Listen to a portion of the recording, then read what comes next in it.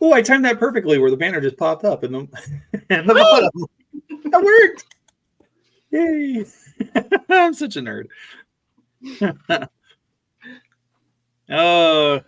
Could never welcome. happen again now. What? I said it could never happen again now. I know, right?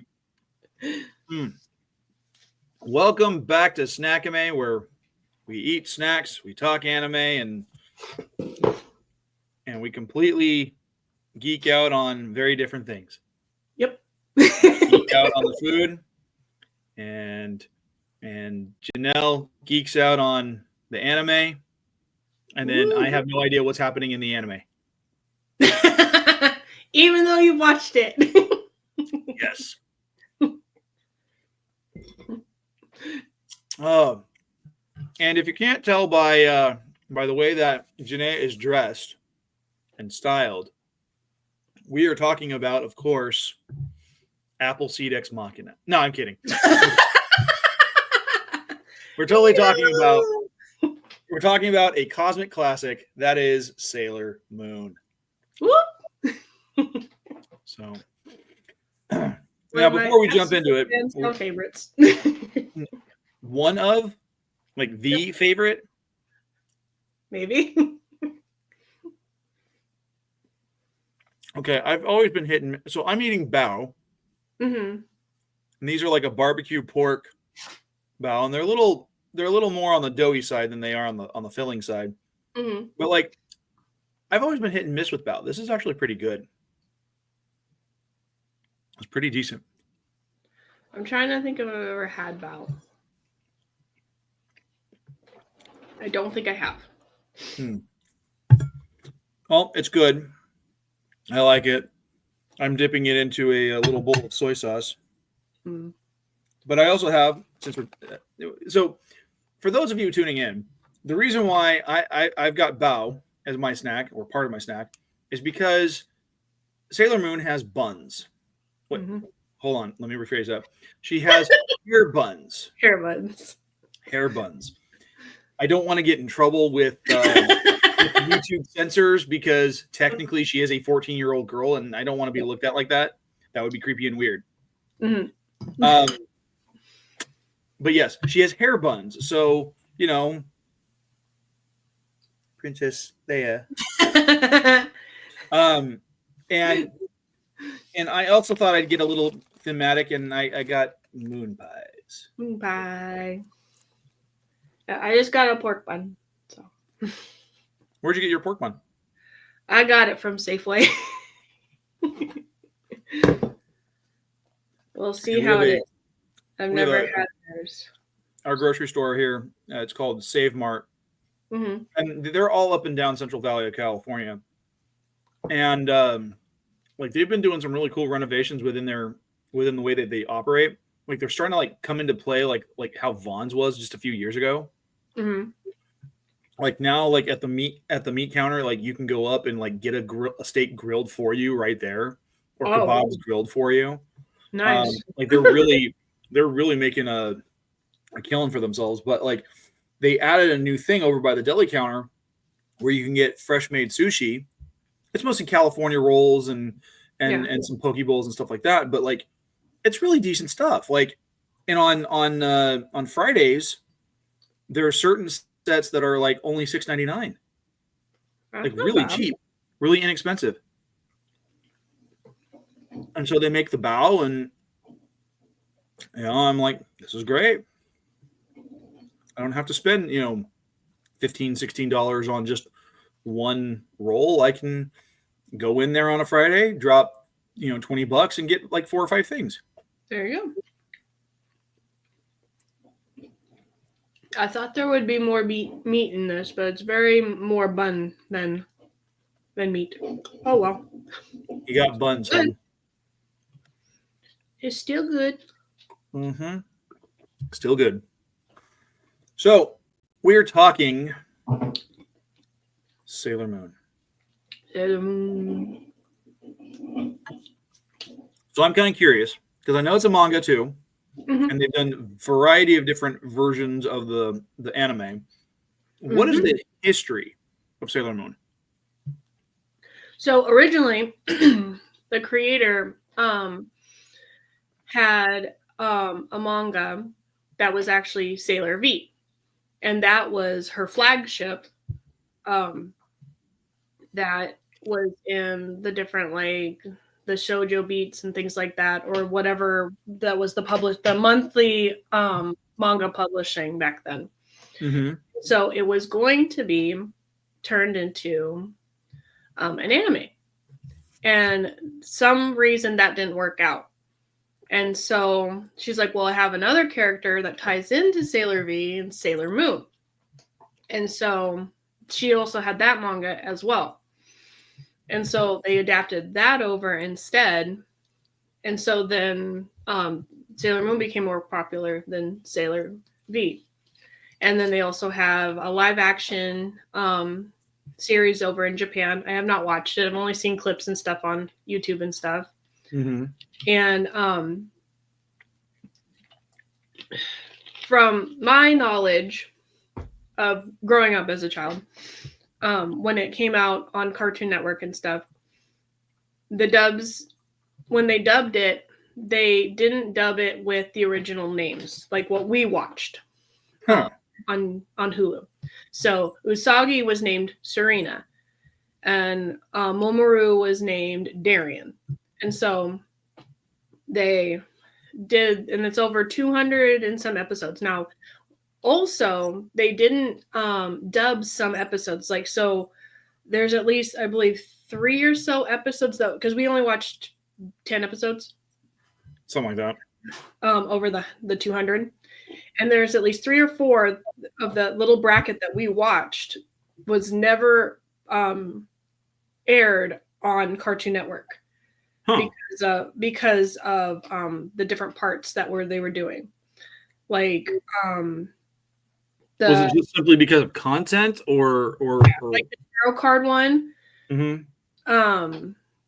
Because like her friend that like pushed the teacher's skirt up, they're like, oh, that's gonna be too inappropriate, we're not gonna do this one. And then when her brother gets that little creature thing and he's basically like mind controlled over it, that's another one that they didn't do.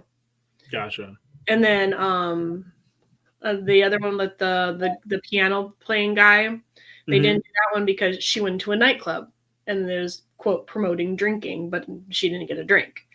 So yeah, so there's been a few that, so like when I rewatched this series originally like 10 plus years ago, they had redubbed it because it came out in the late 90s to early 2000s on Hard. It came out here in the late 90s, early 2000s, but like when did it first air in Japan? I believe it was around the same time, because let me double check.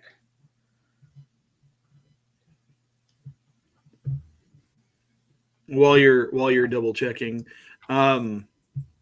just like in 92 it premiered. Okay, so yeah, because the animation definitely has that early 90s vibe to it. Yeah. As far as the style. But yeah, like the thing that I found very interesting about the show is it feels like it could have been picked up by like Toei and turned into like an actual live action series, because it feels very much in line with Super Sentai. It over in Japan it is a live action series. Oh, is it? Okay. Here. Mm-hmm. Over here it's not, but over in Japan it is. I probably caught something and I didn't even realize what I was looking at. But yeah, so it came over and like certain episodes were cut, and in the later seasons and stuff they changed character dynamics, like because later in the series there is a lesbian couple. It's Sailor Neptune, Sailor Uranus. Spoiler alert. But in America, they were like, oh, well, kids are probably not quite ready for that kind of relationship being portrayed. So they made them cousins. And so then they clipped and animated it. So like the romantic scenes and stuff we cut out. So, and then when it got to one part of the last main part of the series, which is called the Sailor Moon Stars, they just completely didn't bring it over at all, because the Sailor Stars, as humans, they look like men, but then they transform into women. And so they were like, nope, we're not going to do that. So they never brought that over. They brought it over now. And like when they redubbed it, they redubbed all this stuff and everything because we're more open-minded and stuff. Mm-hmm. But yeah, so like when I rewatched it 10 plus years ago, I didn't know that they had redubbed it to fix the names and stuff. Oh. So then I was watching it and I was like, oh, it's not the same voice actors. And then they added the ones that they had taken out originally. So I was just all thrown for a loop.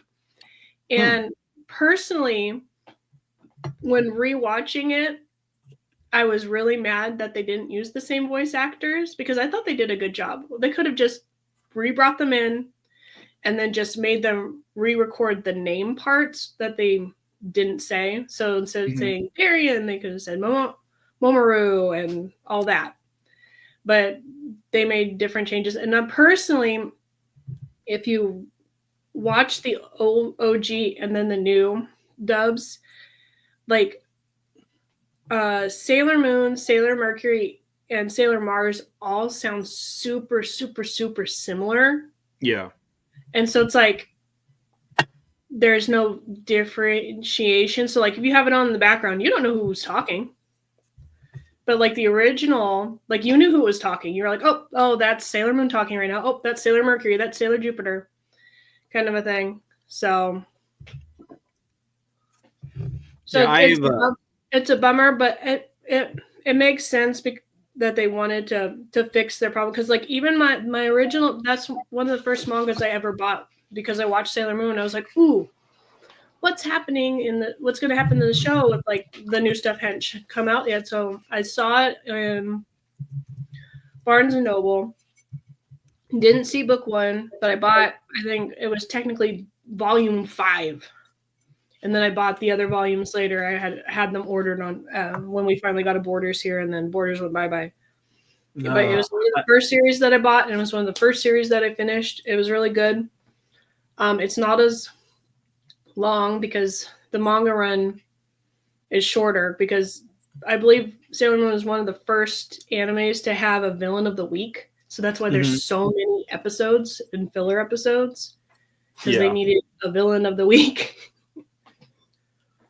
But yeah, it's close to my heart. I am sad that they picked what they picked, but it is what it is. So like when I rewatched it, I was like, oh, I can't handle these voices. So then I watched it in subs. But for this one, I did. But like for this run through with you, I did rewatch it with the new dubs, and it was still weird with the different voices. Yeah, because I have no experience with it prior to what we were watching this time around. Like this was my first foray. Like I know, like growing up, I knew what Sailor Moon was. I knew it was back in the time I was still calling it Japanimation, which nobody should ever call it that. That's like a cultural offense or something. But like I had friends who were really, really interested in it. They got into it, and I didn't, but I mean, it took me a while to kind of get into anime anyway. Yeah. But what I found was interesting. I mean, I've already made the reference to Power Rangers and Super Sentai and stuff like that, but like the characters and the situations that they get themselves involved in. I don't know if there's an issue with the dubbing and how close the dubbing is to the translation from Japanese, but like I was watching that one episode where they were like apparently like Sailor Moon, who's twig sized, was worried about being fat. And I'm just like, what in the hell is going on here? Like, in what world is she fat? She's like 6'5" and probably weighs 100 pounds soaking wet. I think she's like 5, like character design. I think she's only like 5'2". Let me double check. Okay. That makes absolutely no sense. Because I don't know a single woman who's 5'2" and that leggy. Oh, sorry, she's 4 feet 11 inches. Okay, my friend Christine from high school was 4 foot 11 inches. She's tiny. And she was like Christine could fit through like the narrow opening at the base of my parents' laundry chute and crawl in and out of that compartment without any problems. Mm-hmm. There is no way a 4 foot 11 young girl is going to be that tall and that leggy looking. Right? She's all leg. But I also, from my memory banks of childhood, because you know how Transformers and G.I. Joe and like He-Man had those like PSAs at the end of their episode? Yeah. They did that for Sailor Moon too. It's not in these, but like when they did the American version and everything, they were like doing the little clips and they're like, in this episode, this happened, but you know what? It's okay to be different and it's okay to be like this. Or it's like, you don't have to worry about your weight. You just need to remember to eat healthy and stuff like that. And so I thought that was interesting that, because I just assumed like, since it was at the end, that was part of it. So then we're watching, I was like, what? There's no like moral message thing? Oh, okay. I didn't know that. And now we know. And knowing is half the battle. So the other half is red lasers and blue lasers. But yeah, so it's pretty interesting. And I have no, like I said, like in the manga, my original manga, it's also technically not translated right. It doesn't say Usagi. They call her Bunny in it. Ray is still Ray. Ami is still Ami. I think Momoru, I'd have to double check. It's been a while. But then they've republished it to fix the names and stuff in it. Right.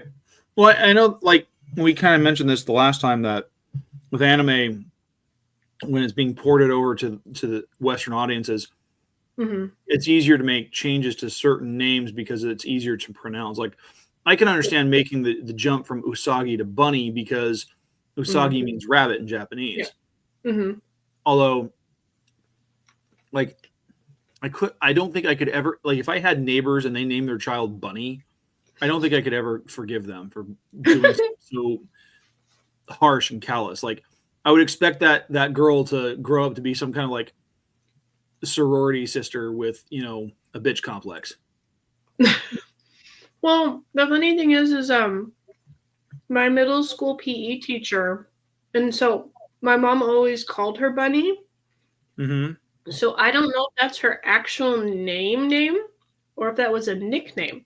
But my mom always referred to her as Bunny or said hi Bunny. So I always thought that was interesting. So I'm unsure now. So how old were you when you got into Sailor Moon? Because I mean, obviously it's a formative series for you. Because I mean, you, like, for as long as I've known you, you've been doing the art challenge where you've been drawing nothing but versions of Sailor Moon inspired by various other pieces of art. Like, how old were you when you got into it?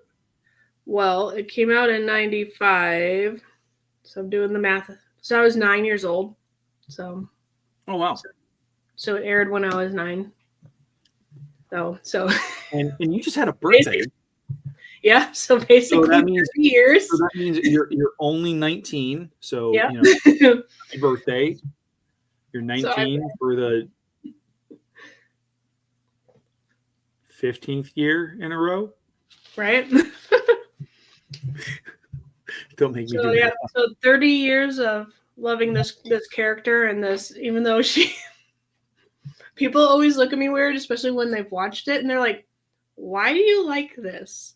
She's such a ditz. She's such a crybaby. But like in the manga and like in the newer version, Sailor Moon Crystal, because that follows the manga, it takes all the fillers, throws it away. It's like her character development is amazing, and so that's what I look at it. Is like, but when people watch, like as I said, we've only technically watched the first 10 episodes or so, but there's like 200 and some of character development and stuff. So yeah, it feels a little daunting jumping into a series where you got that many episodes to work with, and like most shows, especially in the West, like we get character development almost from like day one, whereas we get nothing for like 30 episodes. Well, because what was it? It was episode 5 or 6 when Sailor Mercury appeared, and then there was one or two episodes in between, and then number 10 is when Sailor Mars appears. And so if you continue watching it, there's a few more episodes when it's just the trio, and then Jedi bites the dust, and then they get one more character, which is Sailor Jupiter, and so the Nephlite takes over after Jedi. So, and then it's just the 4 for a while, and then Sailor Venus comes in later. So that makes sense. But it's like a long haul. That makes total, complete, and utter sense. Yeah. I'm not entirely sure how, but it does. He's like, crap, now I'm going to have to watch all the rest to know what the heck she's even talking about. One of the things I thought was really interesting in the show, though, is like the comparison that Usagi gets with her brother all the time. Like her brother is supposed to be like much younger than her. She's at least a high school student. And like this kid is just like mentally and verbally running circles around her. And I'm just like, where are the parents in corralling this? Like the parents just feel like, I don't know, like they just, it's like, what is going on? Well, and the mom's always so disappointed in Usagi, and it's like, well, like, what did you do differently to raise her than him?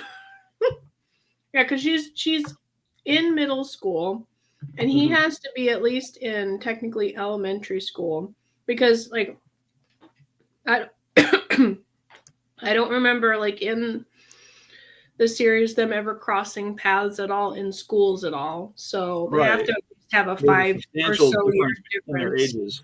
Yeah. So I just think it's funny. Well, and my daughter, she's just like, that Sailor Moon was like, yeah, that's her mom. Yeah. Why is her hair a different color? I was like, right. There's some very interesting like choices as like yeah. Well, because even her brother has like a darker blonde, but the dad is more of like a dark brown to black hair, and the mom has this purpley, I'm assuming like a purpley sheen black hair, maybe, I'm not sure. But I was like, I don't want to get into it because technically she's been reborn, so she still looks like what she did when she was on the Moon Kingdom. So of course she's not going to look like her mom and dad.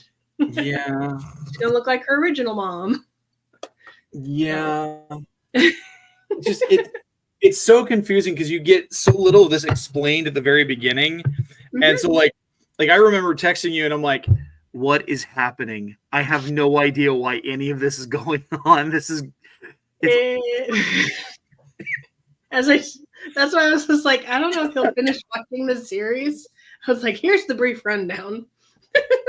But I didn't want you to watch Sailor Moon Crystal because like the first 2 seasons of Sailor Moon Crystal suck animation wise because I hate it because it's that really bad 3D animation for the transformations and stuff, and it just looks clunky and But I know what they were trying to do. They were trying to blend what the manga style looks like.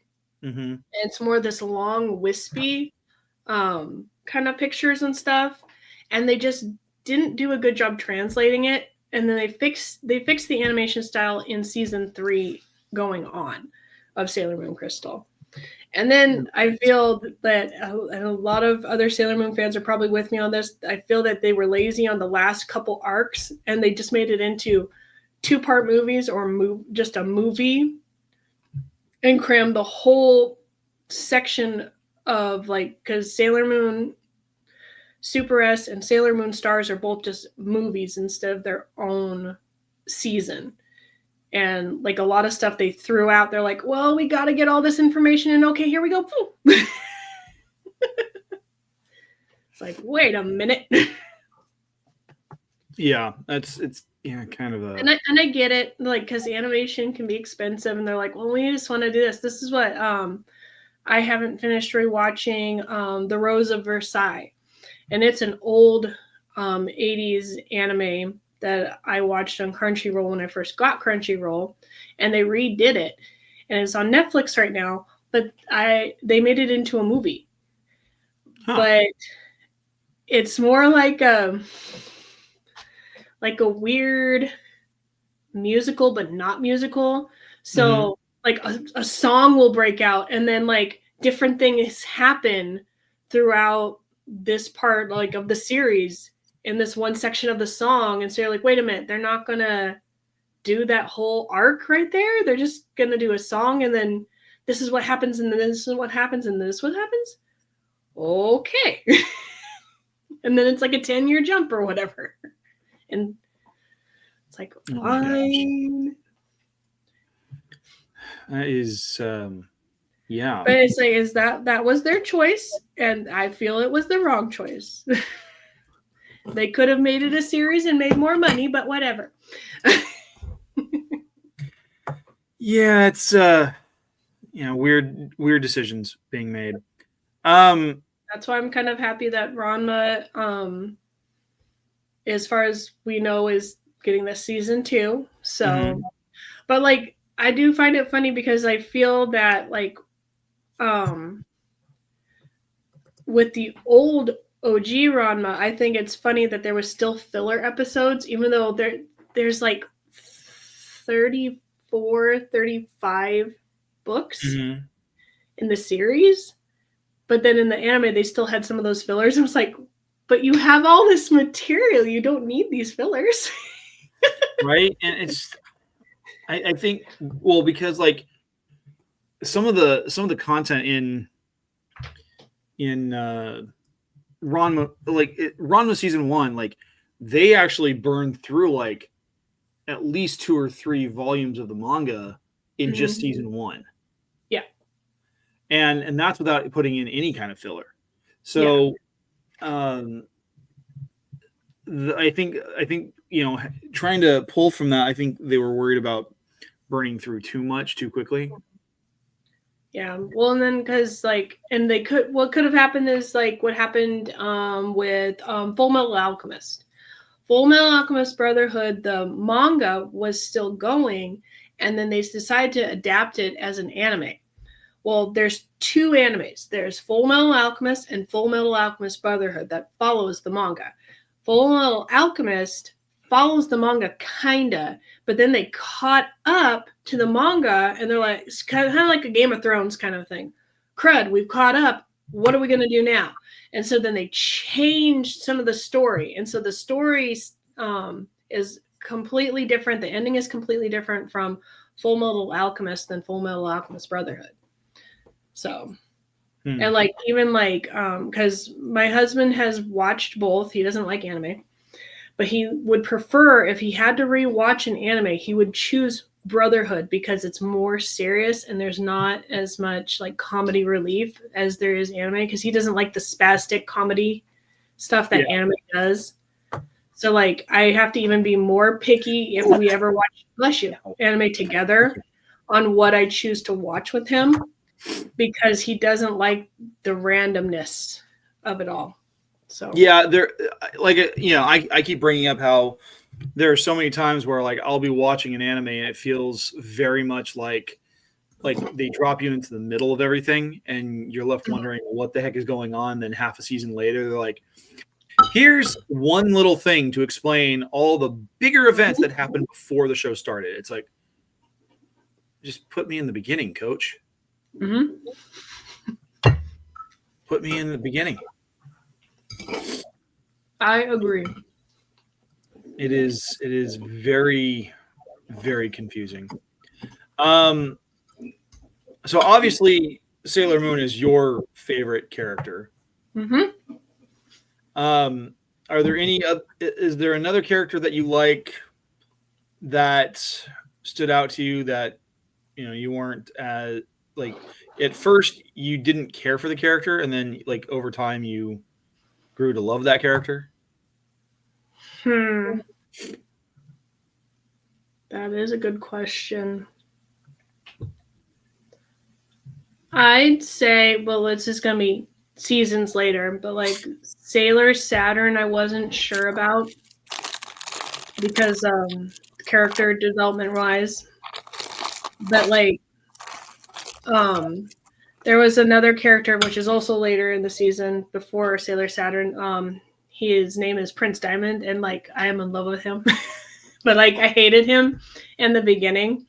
But then, like, I was watching the series more and more. I was just like, he's a villain, but he's pretty, and I like him. Why did you hate him? Well, originally, I was just like, why is he destroying Earth? I don't understand. This is ridiculous. It's like, go like you hadn't gotten the backstory, right? And it's like I don't understand why. Like he took a he. Don't understand because he takes over future Tokyo and then they use time travel to come back in time to present day to take over because they're looking for the silver. Yeah, they're looking for this. They're looking for the Imperium Silver Crystal because the future one is missing and they can't find it, and so they're looking for the princess and the Silver Crystal. So gotcha. Just sounds ridiculously complicated.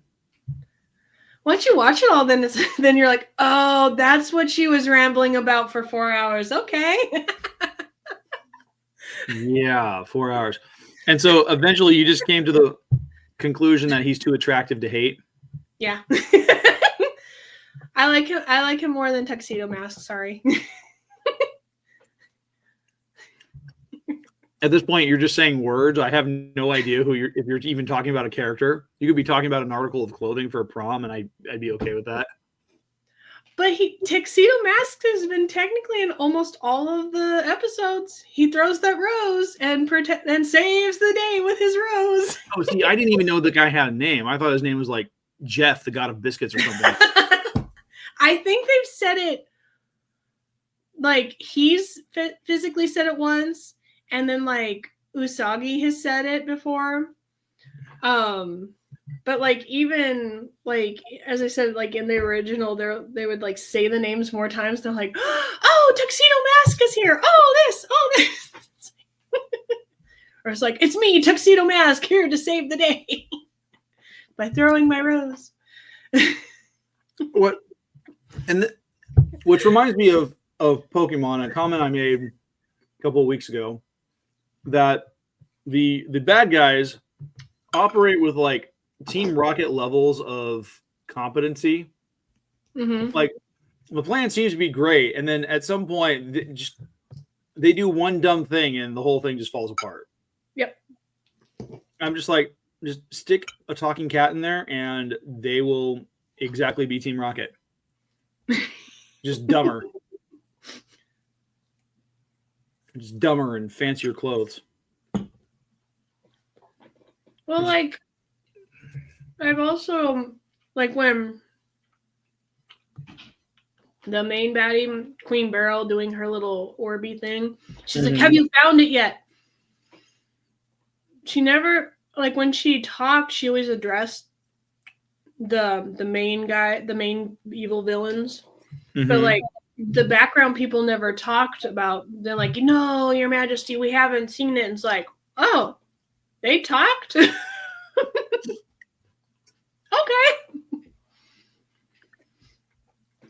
So there might have been cutting corners immediately, like cut to him. What was that? Jedi appearing. So I was like, oh, okay. So she was talking to them, and then Jedi appears instead of Jedi immediately appearing.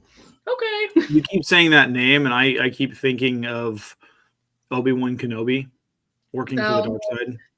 Well, and like most of the main villains are named after some sort of stones and stuff. Because Jedi, Nephlite, Zoisite. Oh, I never picked up on that. Oh, and I believe Beryl is also a. Yeah. It's a gemstone. It's a gemstone. So, but yeah, like, and later in the series, because like Prince Diamond, there's also Ruby, there's also Emerald, there's also Sapphire, and all that. Oh my god, I feel You're so welcome. dumb. Oh my gosh. I never picked up on that. I'm like, we watched 10 episodes, and at no point did I ever. Oh, to be fair, I fell asleep through about half of it because like none of it made a single bit of sense to me. I'm just like, well, and in the okay. And it's funny because like I'm trying to think because I'll have to rewatch Sailor Moon Crystal. But like in the manga, spoiler alert for people that have never watched it or never read it. Jedi, Nephlite, Zoisite, and Malachite were originally Momoro's subjects and his people. And like so when they were defeated and stuff, then they became gemstones again or something to that effect. It's been forever since I've read the manga. It's been forever since I've watched. But like they don't translate that part into the anime that they used to be part of his. We've got heroes named after planetary bodies. Mm-hmm. We have bad guys named after gemstones. Mm-hmm. So confusing. Well, Rey, she has crows, and I believe her crows are named after the moon, the 2 moons or whatever, how many moons Mars has. 2, Deimos and Phobos. Mm-hmm. So she has 2 crows named that. So interesting, right? So it all ties together, kind of. It's all coming together. Yeah. It's like poetry. It rhymes. But would you watch any more after? I don't know. Like, I'd have to be like. I wonder if I need to cherry pick some episodes and be like, okay, you just need to watch this, and this, and then you can be caught up and just get rid of all the. That might be helpful. That might be helpful because, like, at this point, like. I was looking at Hulu earlier and I'm just like, I know I need to watch more, but I don't want to. And I might like, do that for you. It's weird because like, again, and this is coming from the sensibilities of having matured into a quasi adult, like it feels very weird to see these characters knowing full well they're only about 14 or 15 years old and seeing them being like hyper sexualized. And that doesn't sit well with me because I'm like, no, this isn't right. This is at no point do I like, I was watching one episode and I can't remember which episode it was, but like the angle of I know they filmed it and they animated it in a way to be as dynamic as possible, but it was a total and complete upskirt shot of Sailor Moon. I'm just like, dude, she's a kid. Dude, not cool. Yeah, not cool at all. Yeah, because I think in Sailor Stars, she's about 16 or 17. Which still doesn't even put her as an adult by Japanese standards.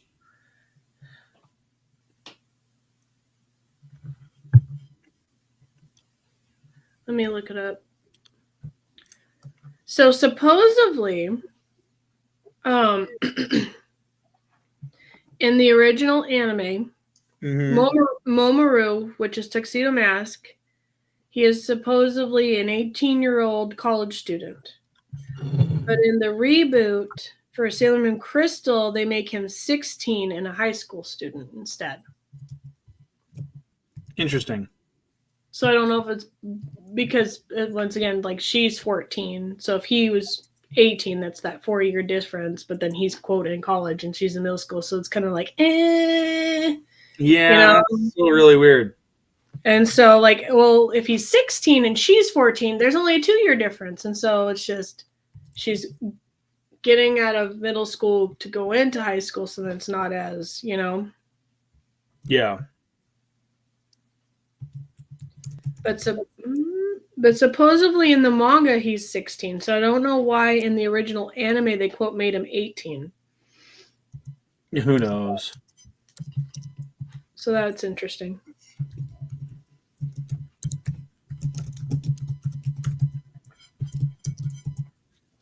Who knows?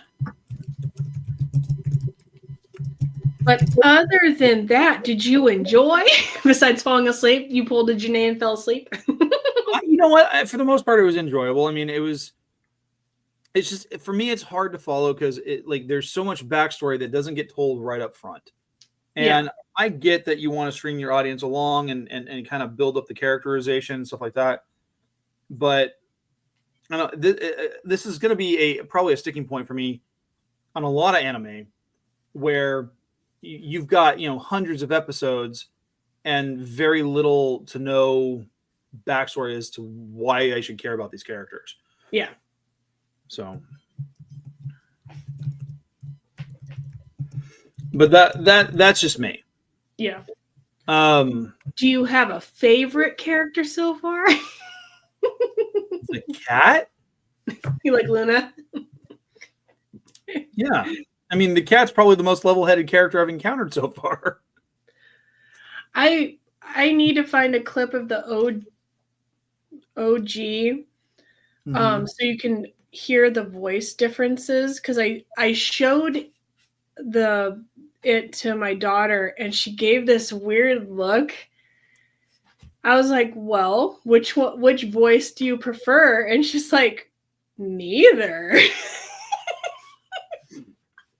Yeah, she sounds like that.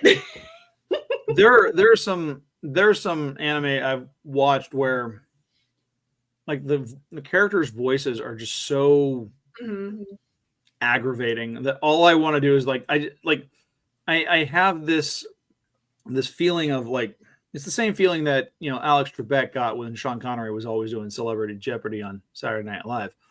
My response is just like, I feel like I want to punch you. I don't get it. Like it doesn't make any sense. Like I don't know why, but like there's something about this character's voice and the way they're portrayed that I just need to hit something. Mm-hmm.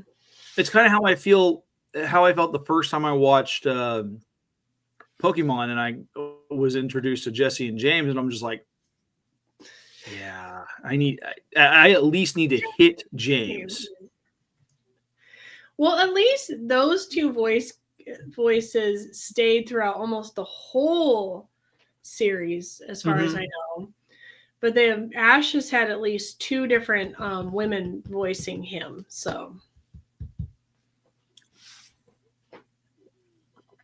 yeah, which is not uncommon for, especially, I mean, in animation in general, it's typically women that do voiceovers for young kids. Yeah.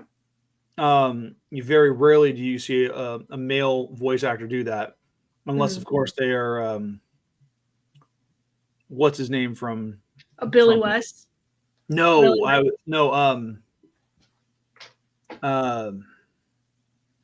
Matt from Legend of Vox Machina. Oh.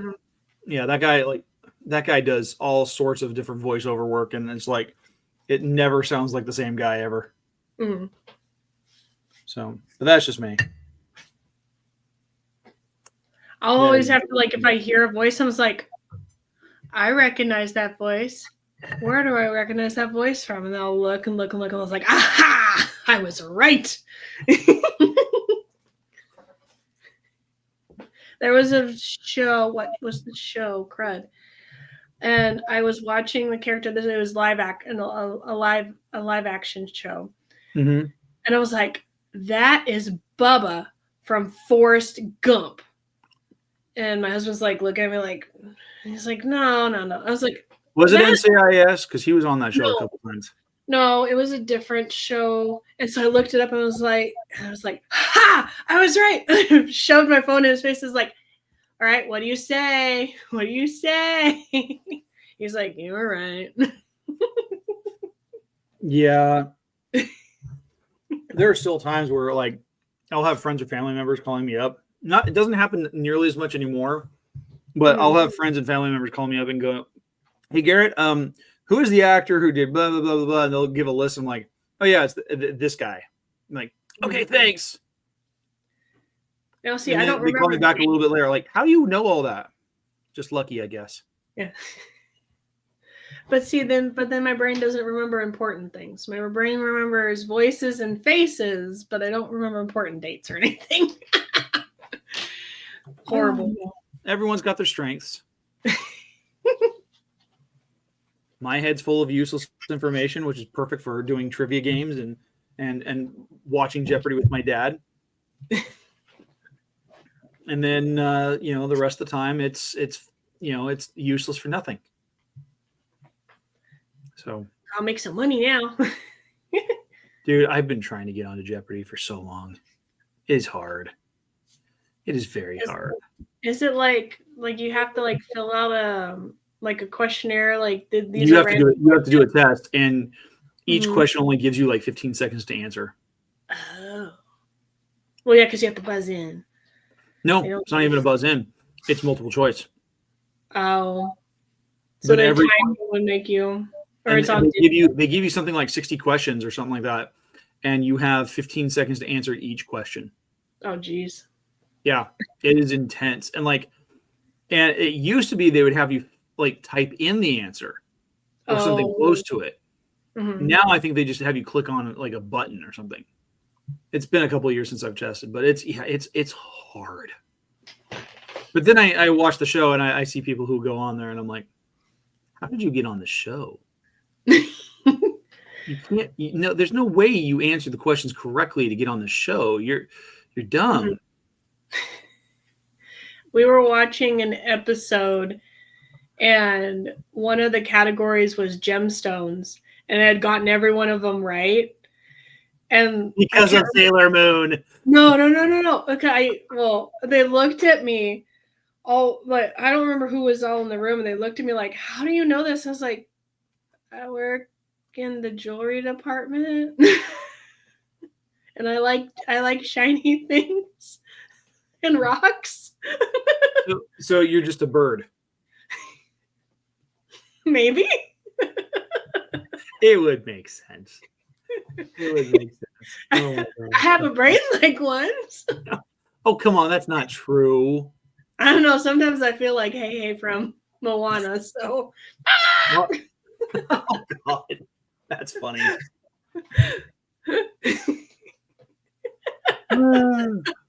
And to think Alan Tudyk went through Juilliard just so he could scream like a chicken. Right. He gets paid money to do it, but still. Oh my gosh. All right. So what are we going to be talking about next week? Or not next week, next month. It's that one show that you said. Hold on. It is Dawnfall on Hulu. I've never personally watched it. It is a Garrett recommendation, so we'll see. I've never personally watched it either. It's just been sitting in my watch list for the last couple of years. Yep. Watch me. Now I've got an excuse. There you go. All right. So, Jenae, why don't you tell the good folks out there where they can connect with you? They can find me on Instagram, and they can see my Sailor Moon challenge that I'm trying to do one drawing a day for the whole year. It's at JELXINB, and I've gotten halfway through my first book. And we'll see how it goes. I've done the challenge, not with Sailor Moon theme, but just a drawing a day in general, like a few years ago. And so I was like, okay, let's just do a theme this time. And I'm still going strong with my theme. Well, that's good. And then you can also find me on the Geek Gauntlet podcast at 7 p.m. Pacific Standard Time on Saturdays. You guys know what you're talking about this week? Whatever geek news that is from this current week. And I've actually been officially made a member of the Geek Gauntlet. So, and he regrets it ever since. No, not at all. No, actually, I'm gonna be excited because like last week I was able to join, even though I normally wouldn't have been, because my son was at his sister's graduation party, so I had a few hours to myself. But normally tonight would be my night where I would be on, and unfortunately I'm not, because I've got previous plans that I made. I'm going to be doing something with like glow in the dark art. That'll be interesting. Yes, it will be. So I've never done any kind of glow in the dark art before, so neither have I. Neither have I. I threw a glow in the dark party for my daughter. Oh, that sounds like fun. Yeah, I'm kind of wondering how they're going to make it work. Like, I want to just kind of like throw splatters of paint at the canvas and just and be like, this is my Jackson Pollock. I call it Bed Sheets at the Hotel. Oh no. It was murder. Oh no, it wasn't murder. Someone had too good of a time.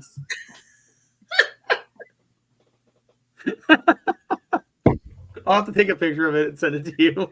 Oh my gosh. Oh, I'm going to hell for that. Well, but where can the people find you, Garrett, besides at the Geek Gauntlet podcast sometime? Well, you guys can find me on Instagram and X at GKJ_publishing, where I talk about my books and I talk about my other show on YouTube called The Right Way. Just go and search for GKJ Publishing on YouTube, where we talk book recommendations, author interviews, and creative writing tips. I've got just a couple more episodes left before the end of season 7, 3 in fact. I just had my my June writing workshop / live stream today. That was a lot of fun. I had a great turnout. Like 6 people showed up, way more than I anticipated. So that was a lot of fun and had some great compliments. And then yeah, so I'm also part of War of the Stars on Wednesday nights on Feast of Fandoms, as well as the Geek Gauntlet and Snack-ime. So a lot of places where you guys can connect with me. So yeah, that does that just it. Dude, I was about ready to pull a Porky Pig right now. So, all right. Well, that does it for us. We're going to wrap up, and we hope that you guys have a great rest of your month of June. Bye. And there we go.